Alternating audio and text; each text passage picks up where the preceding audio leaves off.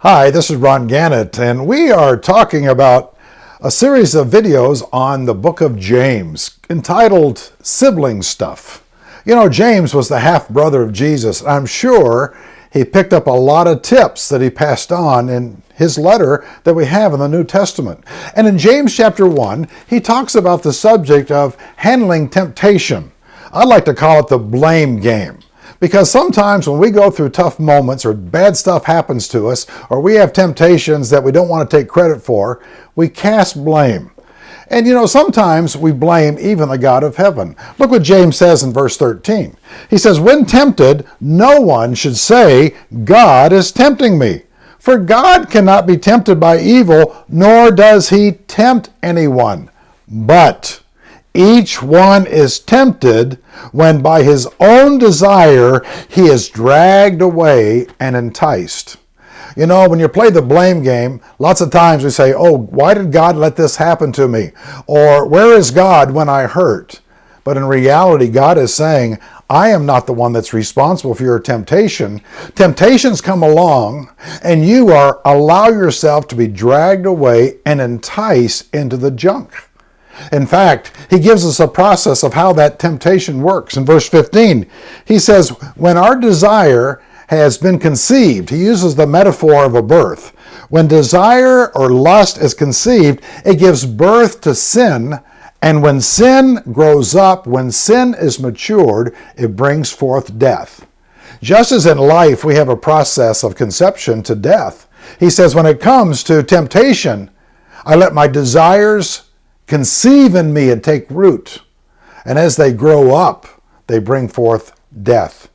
Physical death and spiritual death if I don't have faith in Jesus Christ. My friends, I ask you today, when you go through temptations, do you blame God? Do you blame other people? Or do you look in the mirror and take responsibility for who you are and what you have done? You know, the beauty of this passage is he says in verse 17, that God gives us every good and perfect gift. He doesn't change like a shifting shadow. God is always the same. And if we will trust him and become like him, then we will know how not to give in to those temptations. I have a dear friend who got mad one day, and in his anger, he took his fist and he plowed it through a sliding glass door. I saw him a couple years later, and I turned to him in a grocery store. I said, "How's your arm doing?" He said, "Oh, it'll never be the same." You know, I thought to myself, we all suffer the consequences of our bad choices. We all suffer from the stuff that we do in our lives. It hurts other people, it hurts us, it hurts our families.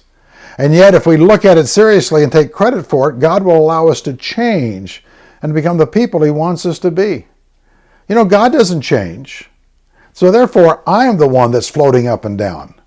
I'm the one that needs to change and become more like him.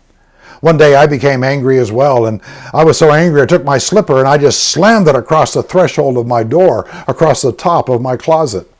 It left an imprint, and for 3 years I let that imprint lay on top of my door to remind me every day when I put on my clothes that that is not the kind of person that I want to be. My friends, God doesn't change. We're the ones that change. And if we're going to change, let's change in the right direction and trust him and imitate him and become like him. And the closer we know him, the freer we will be of temptation. And the more of a light, a compass, we will give to those generations that are coming behind us so they will know how to handle temptations themselves.